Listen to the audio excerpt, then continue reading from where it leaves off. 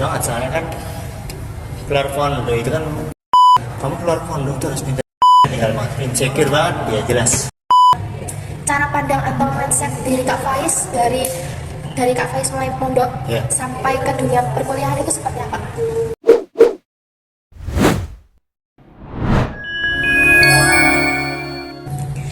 Halo semuanya, selamat datang di podcast Min Space Studio, tempat kita ngobrol santai tentang hal-hal yang sering banget kita rasain tapi mungkin gak berani kita omongin. Kira-kira apa ya itu? Oke, sebelum kita masuk ke podcast kita sore hari ini, izinkan aku memperkenalkan diri. Nama aku Genoveva Giusipena Rosalin. Aku dari Prodi Mateksplosif 1B, Sekolah Tinggi Multimedia Yogyakarta. Dan hari ini aku akan membahas sesuatu yang kayaknya semua orang itu pernah ngerasain, yaitu tentang insecurity. Pernah nggak sih teman-teman semua tuh ngerasa kayak aku ini deh sama dia, aku ini kok kurang kayak dia ya, aku ini kok nggak punya pengalaman apa-apa kayak dia ya. Nah itu mungkin teman-teman merasakan yang namanya insecure. Nah podcast kali ini aku nggak sendirian. Aku ditemani sama teman aku, yaitu Kak Faiz. Hai. Teman sekelas aku. Dia akan menjadi teman ngobrolku hari ini tentang podcast dengan mengusung tema dari pesantren ke dunia luar ya Kak Faiz. Yes. Oke, nggak perlu basa-basi lagi ya. Mungkin kita langsung masuk aja untuk yang pertama nih Kak Faiz, aku mau tanya, kan Kak Faiz nih baru Keluar pondok. Ya, keluar pesantren lah. Mungkin ada sedikit cerita atau pengalaman selama di pondok, lalu keluar dari pondok mengikuti kuliah ini tuh seperti apa? Ada sedikit, mungkin sedikit saja cerita. Pengalaman pondok saya itu alhamdulillah pengalaman yang lengkap ya. Lebih ke perkembangan dari saya yang nggak bisa buat apa-apa, lalu berkembang dari alhamdulillah punya sedikit lebih berisi. Saya pada pas waktu masuk pondok tuh satu tujuan, yaitu ya jadi ini agak konyol lah. Dari SD aja mungkin ceritanya biar jelas kenapa saya masuk.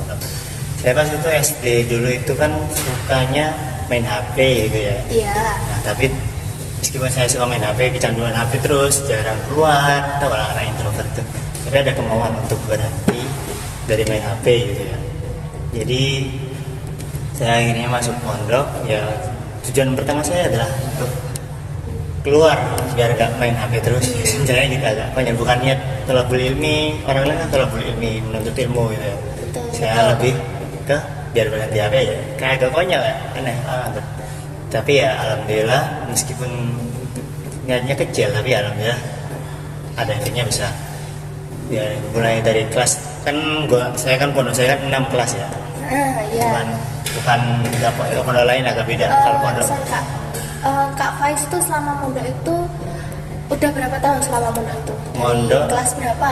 Mondok dari lulusan SD. Oh. Lulusan SD itu kan berarti ya SMP lah ya itu. Nah pondok saya kan nggak kayak pondok lain ngabisin kitab gitu. Pondok saya pokoknya 6 tahun berarti. Nah alhamdulillah di tahun pertama dari kelas baru saya belajar beradaptasi, caranya menerima, caranya biar jauh dari orang tua, biar betah gitu kan ya. Cara beradaptasi dulu, alhamdulillah udah mulai naik, udah bisa beradaptasi. Naik ke kelas 2 itu udah mulai naik lagi, caranya menghadapi masalah. Kelas 2 itu kan saya kan mulai dewasa, harus belajar menghadapi setiap masalah yang datang. Terus kelas 3 belajar untuk jadi lebih dewasa. Udah mulai semakin berkembang. Kelas 4 belajar untuk bekerja keras, untuk belajar untuk lebih gimana kelasnya, lebih ke kerja keras namanya juga lagi-lagi. bekerja untuk pondok, membantu pondok gitu ya. Kelas 5 belajar untuk bertanggung jawab, belajar lebih bertanggung jawab atas kehidupan akan pondok. Kita kan kelas 5 itu dapat tanggung jawab untuk jadi pengurus pondok ya, mengurus santri-santri, belajar jadi lebih baik, belajar bukan mengurus diri sendiri lagi. Kalau kelas 1 sampai 4 itu kan mengurus diri sendiri, kelas 5 itu udah mengurus santri orang lain lagi. Orang lain.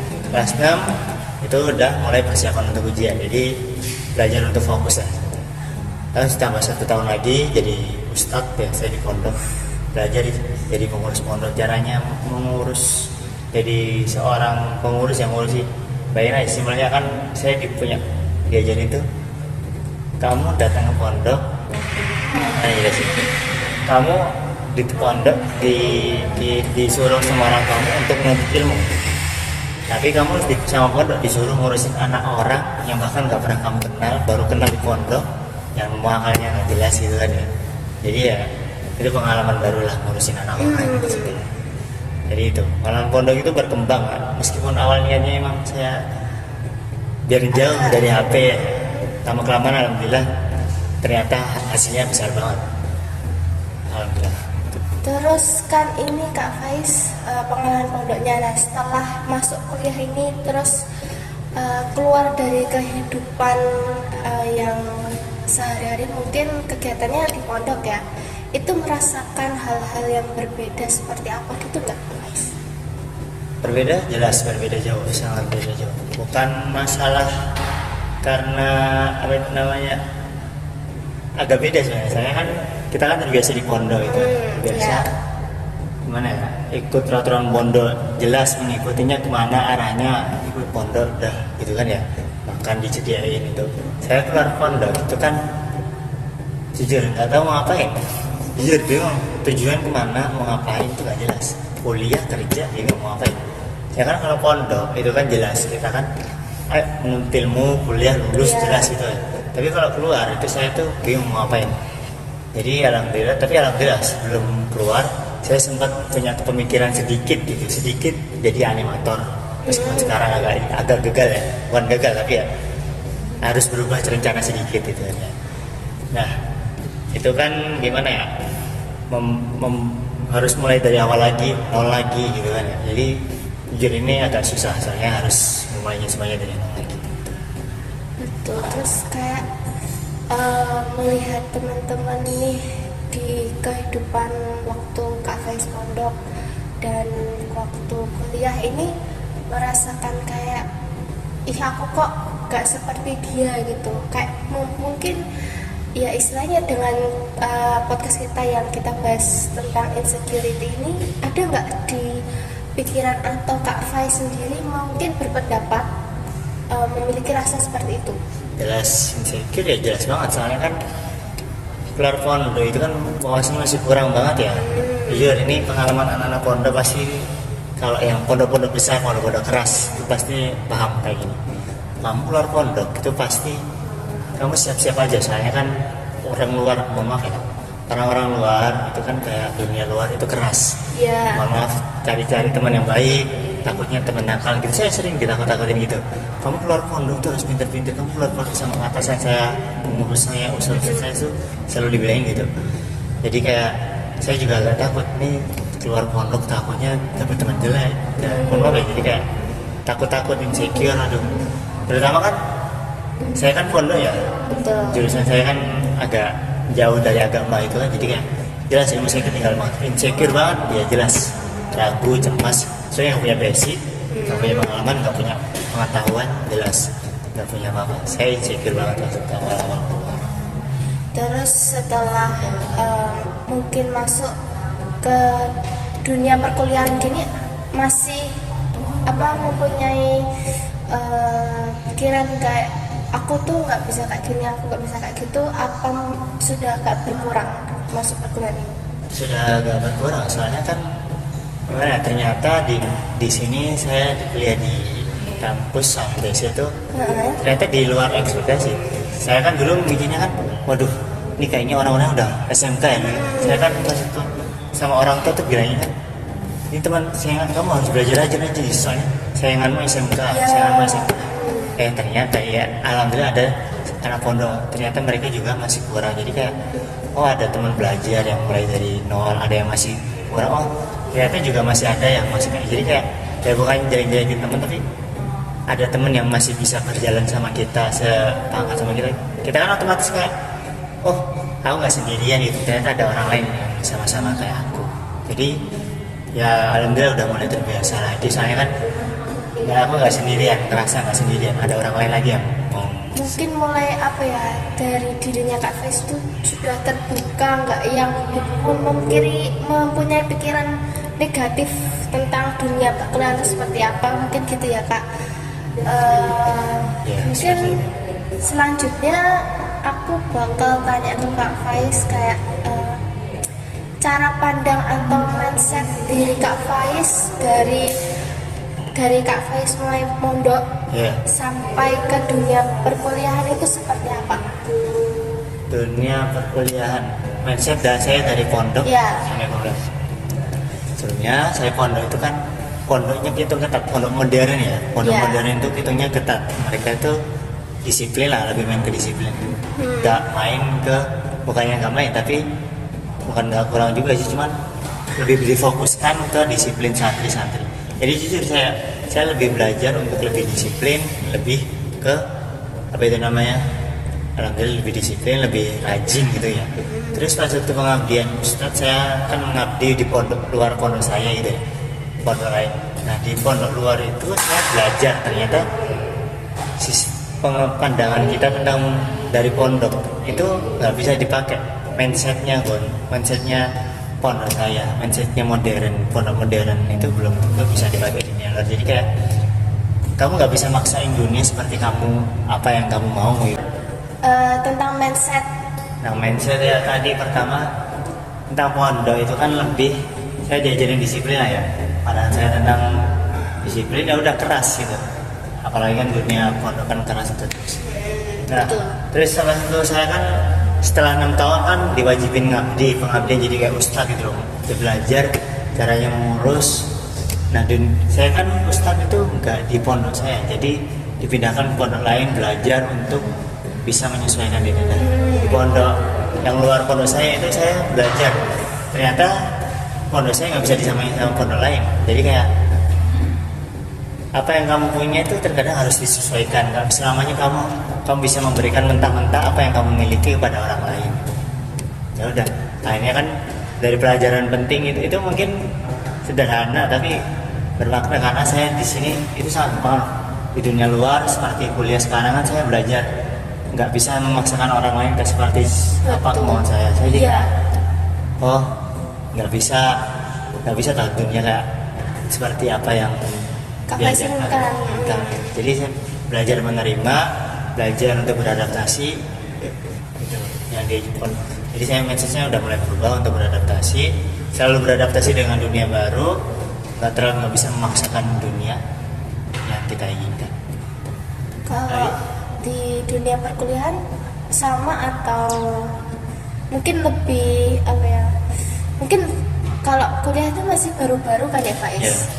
Terus kalau di dunia perkuliahan ada nggak sih sedikit mungkin cara pandang Kak Faiz tentang perkuliahan itu seperti apa sekarang ini jalaninya? Dulu pandangan saya dulu ya itu ya udah, saya kan masih apalagi pondok ya, pondok tahunya apa sih kuliah itu kayak saya cuma dikasih tahu sama ustadz saya itu dulu gini, kamu kuliah itu kamu belajar sendiri, kamu bayar, kamu buat belajar. Ada orang ustadz saya tuh pernah ngomong gini, kamu kuliah buat bayar dosen tuh buat belajar sendiri. Kamu nanti presentasi sendiri, jadi kamu sendiri yang jelasin pelajarannya gimana gitu kan ya, bukan dosennya, kamu sendiri, kamu belajar terus kamu presentasi ke teman-teman kamu. Jadi kayak gimana ya, kita sendiri belajar sendiri buat jelasin ke teman-teman, bukan kita belajar dari dosen. Jadi itu pandangan saya juga kayak aneh gitu loh, masa kita sendiri belajar sendiri, kuliah buat belajar sendiri, kayak agak aneh gitu. Oh ternyata pas itu saya ngerasain kuliah, ternyata sibuk ya. Udah mulai banyak kegiatan ya Kak Faiz. Oke, kita lanjut lagi ya. Mungkin setelah banyak nih cerita Kak Faiz tentang kehidupan selama di pondok, terus masuk menjalani dunia perkuliahan di SNM, Iya. terus tips and trick dari Kak Faiz sendiri untuk ke orang lain biar apa ya, mungkin nggak insecure atau iri atau minder lah yang berhubungan dengan insecure. Pokoknya gimana Kak Faiz buat teman-teman yang itulah menonton di Insecure, kalau beda orang beda cerita ya, soalnya kan kalau perasaan orang, mental orang itu semuanya beda. Tapi kan biasanya kalau ini biasanya lebih ke laki-laki, saya kan Iya. terus laki-laki. Kalau insecure-nya laki-laki biasanya ya udah lakuin aja, cemas, ragu. Soalnya kan insecure itu kan artinya cemas, ragu gitu kan ya. Ini kayak ngeliat orang lain tuh kayak, oh ini orang pasti udah pinter, udah hebat, udah pasti jelas. Kita insecure alias malu, ragu karena kita nggak bisa sehebat mereka, nggak bisa setingkat dengan mereka. Jadi kayak, aduh, aku bisa nggak ya ngelawan mereka? Nah, jawabannya kalau aku orangnya sederhana aja, lakuin aja. Soalnya pikiranku tuh, mereka pernah ada di posisiku, pernah mulai dari nol. Kalau mereka pernah mulai dari nol ya pasti aku bisa. Kecuali kalau mereka orang-orang yang udah mulai dari 10 langkah ke 10 langkah 100 gitu kan ya. Kalau kan mulai dari langkah nol pasti bisa. Mereka pernah mulai dari langkah nol, aku juga mulai dari langkah nol, pasti bisa. Semuanya pasti dimulai dari langkah nol. Kecuali orang-orang yang ya itulah, main dalam, orang dalam. orang dalam ya.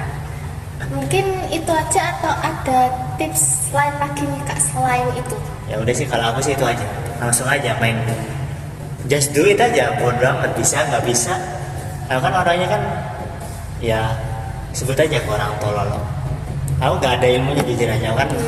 Hal teraneh orang main Prisma 3D, main 3D model lah sebenarnya. Ya. Padahal nggak punya basic, nggak punya pengalaman. Udah aku lihat Pinterest, download aplikasinya, coba sendiri. Udah kayak ya kayak tinggal lakuin aja, bodo amat. Kayak mencoba hal baru dengan apa yang diingin Kak Faiz gitu kan. Bermodal apa adanya itu. Sebenarnya saya kayak orang lain kan, aduh ini pasti harus ikut seminar dulu gitu kan ya. Kalau Iya. udah lakuin aja, jelek nggak jelek yang penting udah lakuin aja. Saya kan kayak daripada ketahan itu ya, lebih nyesel nggak dilakuin daripada gagal gitu sih. Ya, itu. Cukup itu aja tips and triknya. Yes, ya ini itu. Saya orangnya gitu aja, bodo amat. Oke. Ini kayaknya tips and triknya cukup apa ya? Cukup mind blowing. Iya nih. Apalagi di era sekarang ini yang udah banyak menggunakan media sosial. Kadang kita tuh suka lah berpikiran membandingin diri kita sendiri sama orang lain. Kita punya pikiran sendiri terhadap orang lain dan cara pandang orang lain terhadap kita. Padahal yang kita lihat itu cuma sisi terbaik dari hidup mereka. Oke, gak perlu kayak yang apa ya, berlarut-larut lagi lah. Kita sekarang mulai masuk ke sesi Q&A. Oke, ini pertanyaannya seru-seru banget buat Kak Faiz. Oke, pertanyaan langsung ke pertanyaan pertama. Kak Faiz, Ya. aku udah nyiapin nih beberapa pertanyaan yang sering banget ditanyain soal insecurity. Kak Faiz siap kan? Iya. siap. Oke. Bismillah. Pertanyaan yang pertama nih, menurut Kak Faiz sendiri, insecure itu hanya bisa dialami perempuan saja atau bahkan laki-laki juga bisa? Apa? Insecurity laki-laki dan perempuan bisa. Sama aja bisa sebenarnya. Insecurity laki-laki dan perempuan itu sebenarnya sama aja semua. Namanya insecure itu perasaan. Namanya perasaan semua orang pasti bisa ngerasain. Laki-laki cuman beda aja cara orang pandangan gue ya. Soalnya kalau laki-laki itu kalau pengalamanku itu kan tinggal just itu aja, jujur pengalaman orang-orang laki-laki ini rata-rata laki-laki ya itu just itu aja, insecure ragu, cemas itu gara-gara mereka kan apa itu namanya, gara-gara mereka atau apalah lebih malu nggak bisa apa-apa itu. Iya. Jadi rata-rata insecure-nya laki-laki itu bodoh amat aja mereka. Soalnya kalau mereka nggak ngelakuin mereka nggak bakal jadi, Bisa, paksa ya. gitu aja. Lagi-lagi tuh bodoh amat, yang penting selesai gitu ya. Jadi kalau meskipun mereka ada rasa insecure, lupain aja, yang penting selesai gitu. Jadi kayak udah, misalnya mereka ngerasanya bodoh amat, nggak peduli, yang penting cepat selesai kerjaan gitu. Bodoh amat sama rasa insecure. Kalau perempuan, mohon maaf ya aku bukannya ngejek perempuan lemah, Iya. tapi ini dari pengalaman adikku kan juga mondok, pengalaman dia insecure itu lebih susah dihadapin. Soalnya dia namanya perempuan itu butuh dukungan, semangat. Jadi kayak semangat dan motivasi lah. Biar aku kan adikku sering nelpon ke keluarga itu pasti curhat, nangis gitu kan ya. Bu, aku diginiin, aku ini nggak betah gitu. Ngerasain dia nggak kuat gitu sebenarnya, lemah, nggak ngejek wanita lemah, tapi sepandangan gue itu mereka butuh semangat, bukannya mereka lemah tapi butuh semangat.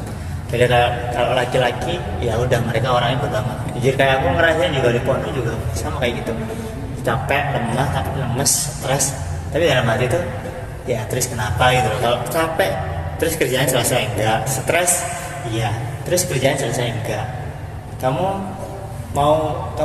pingin apa, pingin refreshing, kalau refreshing emang kerjaan selesai enggak, mending selesai kerjaan gitu aja, kayak udah kerjaan selesai. Ngalir gitu aja ya kak. Iya, saya kira tuh ya bodo amat, yang penting kerjaan selesai kalau gitu.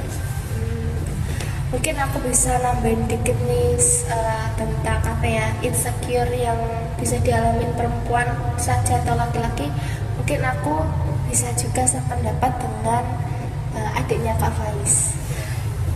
Aku juga mungkin sedikit bercerita ya teman-teman, mengalami ya pastilah ya, semuanya pasti mengalami insecure, nggak mungkin enggak. Hampir mirip dengan kejadian yang dialami adiknya Kak Faiz. Aku mungkin merasakan kayak apa ya, nggak kuat, iya capek. kurang pede nih sama ini, kurang, pokoknya takut gak sesuai ekspektasi orang lain, takutnya kita kurang ini sama orang lain, takutnya kita tidak bisa menampilkan atau mengeluarkan hal-hal yang terbaik. Mungkin ada di benakku seperti itu, cuma perlahan juga melihat orang di sekitar, jadi kayak belajar juga buat menerima dan mulai belajar mengurangi tidak apa yang namanya merasakan insecure lah. Iya. Mungkin itulah Kak Faiz. Oke, nih lanjut ke pertanyaan yang kedua ya. Iya, siap.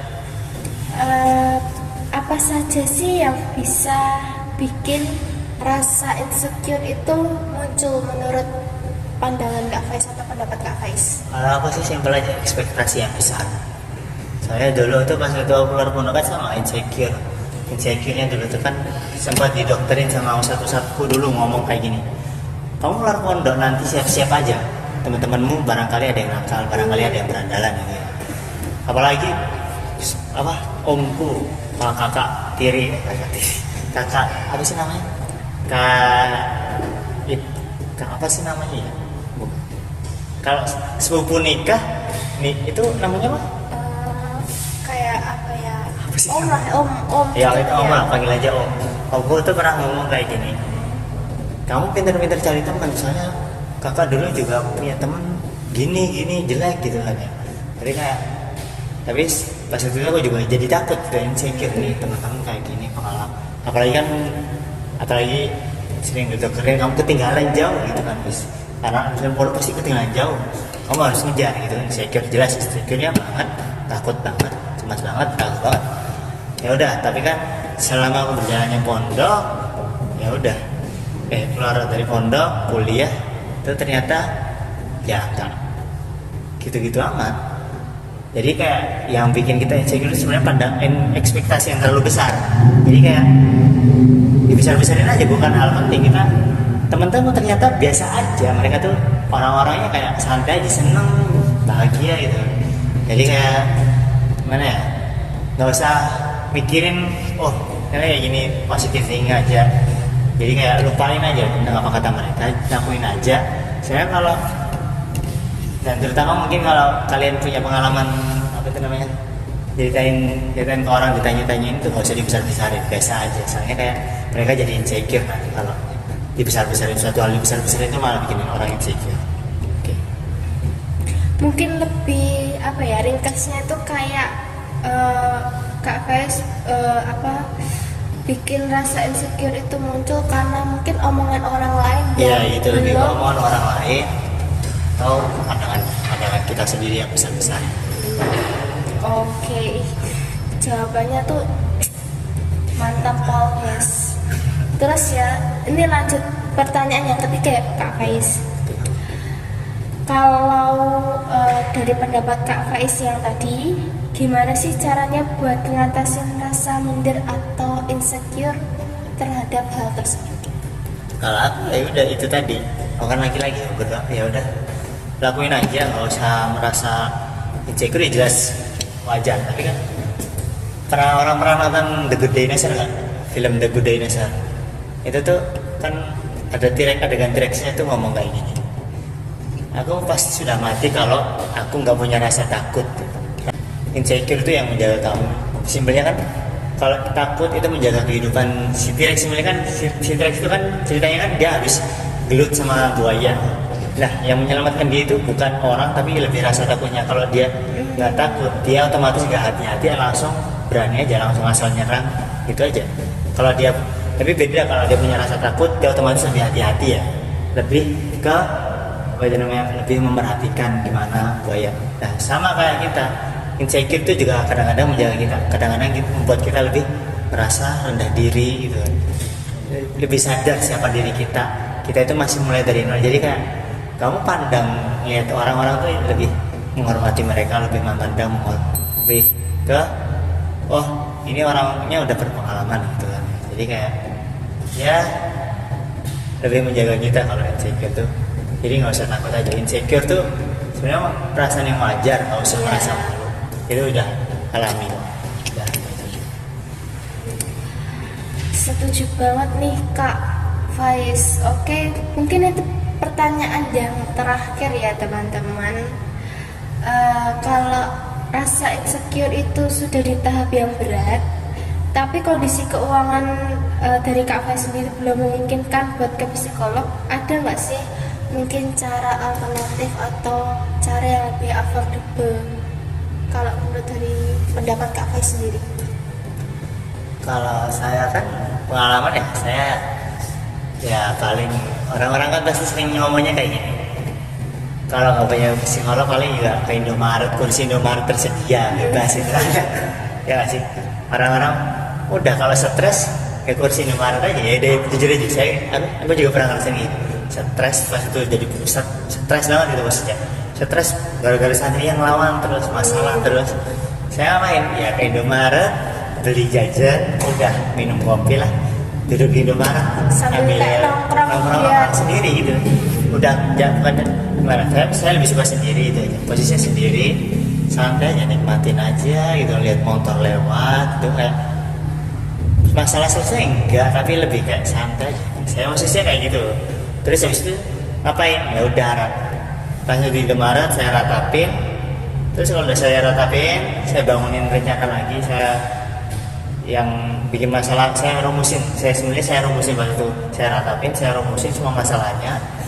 Selesai semua, udah selesai, ya udah saya rencanain mulai bangkit lagi gitu.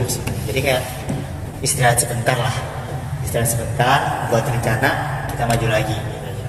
Jadi kayak kalau kamu memang udah insecure, ini sebenarnya juga masalah insecure, ya udah kamu istirahat aja dulu, cari gimana, agak beda sih ini ke stres ya. Insecure ya udah kamu gimana ya, maju aja, istirahat sebentar, maju, nggak usah ambil langkah yang besar, maju dikit istirahat, maju dikit istirahat. Bukan berarti kamu nggak maju-maju, tapi lebih baik langkah kecil maju daripada langkah besar tapi cuma muter-muter doang. Pokoknya jangan pantang menyerah gitu ya Kak Faiz, terus maju, jangan ya di stuck di kehidupan itu aja kan. Soalnya lama kelamaan pasti kamu bakal terbiasa. Insecure itu cuma di awal doang. Oke, terima kasih ya atas jawabannya, ini kayak menarik banget nih teman-teman.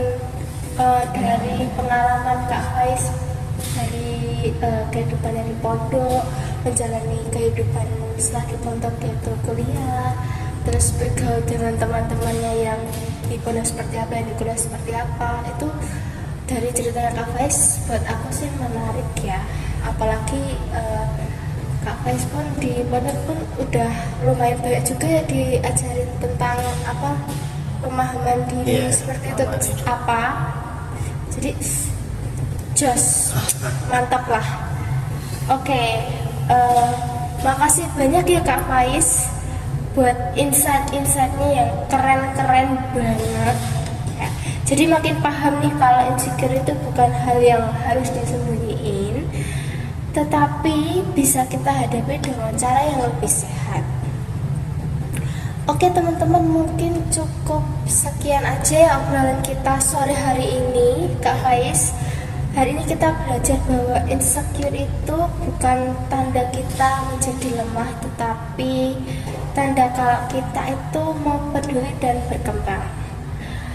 Sebelum aku akhirin dan tutup podcast kita sore hari ini, mungkin Kak Faiz ada nggak sih kata-kata atau motivasi buat teman-teman yang nonton di sana? Ya simpel aja, just do it. Udah, insecure itu cuma di awal doang, nggak penting kok. Lama-kelamaan juga bakal terbiasa. Udah, itu aja. Oke, mungkin aku ngasih sedikit balik lagi ya ke tips and trick untuk Kak Faiz. Mungkin sedikit aku melihat selama kuliah ini ya Kak Faiz, gak apa-apa kan? Aku masih kayak aku melihat Kak Faiz tuh orangnya tipe orang yang gak gampang menyerah dan ingin mempelajari lah kalau dari yang aku lihat, dan itu pun bukan bukan kelemahan atau termasuk negatif buat orang lain, tapi mungkin biar Kak Faiz tuh lebih keluar lah, yaitu istilahnya tadi terbuka lah ya dari kehidupan yang seperti itu. Oke, cukup sekian podcast kita sore hari ini. Buat teman-teman audiens dari Mindspace Studio, jangan lupa ya, kamu itu cukup, kamu itu berharga, dan kamu itu pantas bahagia. Jadi teman-teman yang nonton bisalah kurangin sedikit rasa insecure dan keluar dari zona-zona yang membuat kamu menjadi terpuruk. Aku Genevieve Giuseppina Rosalin. Muhammad Faisal ini. Cukup sekian podcast kita sore hari ini. Sampai jumpa teman-teman.